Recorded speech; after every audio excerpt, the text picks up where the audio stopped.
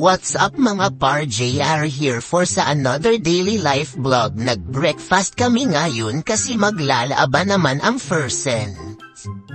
Pero bago yan kakape muna ako habang nagbabanding sa mama niya sa panonood sa TV. Ayun, kinuha ko na ang basket at dadalhin sa CR.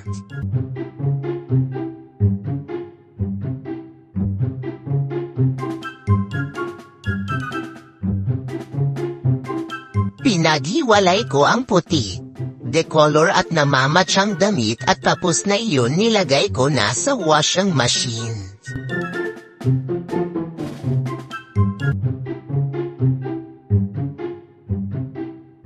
Kanina yung mga damit ang inuna ko nilagay, ngayon ang mga pantalon naman.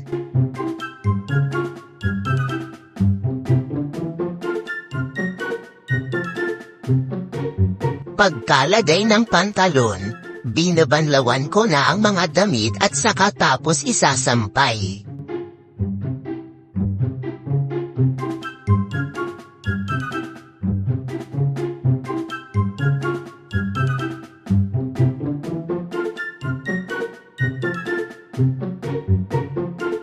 Nang matapos isinampay yung mga damit, dali na ako bumalik kasi yung mga pantalon na naman ang babanlawin ko at pagkatapos isasampay.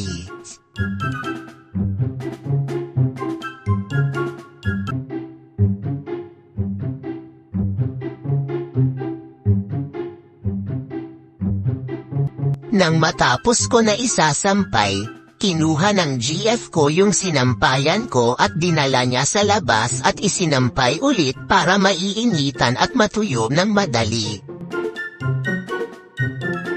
Nang matapos na iyon, inihatid ko yung stepmom ko at ang pamangkin ng GF ko sa Aluba Church kasi may activity sila dun. At yun, nakarating na kami. Di masisigo ba't ganto? Ginaganapan ko lang na natural, tsaka I got you, homie! At yun na nga, pagkatapos na inihatid ko sila, uuwi naman ako at kakain ng tanghalian kasama ang partner ko. At pagkatapos kinuha ko na ang sinampay at inilagay ko sa loob kasi uulan ng bandang oras na iyon.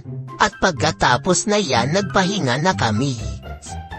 At dyan natatapos ang video. Salamat po sa panunood. Sa susunod naman po, paalam.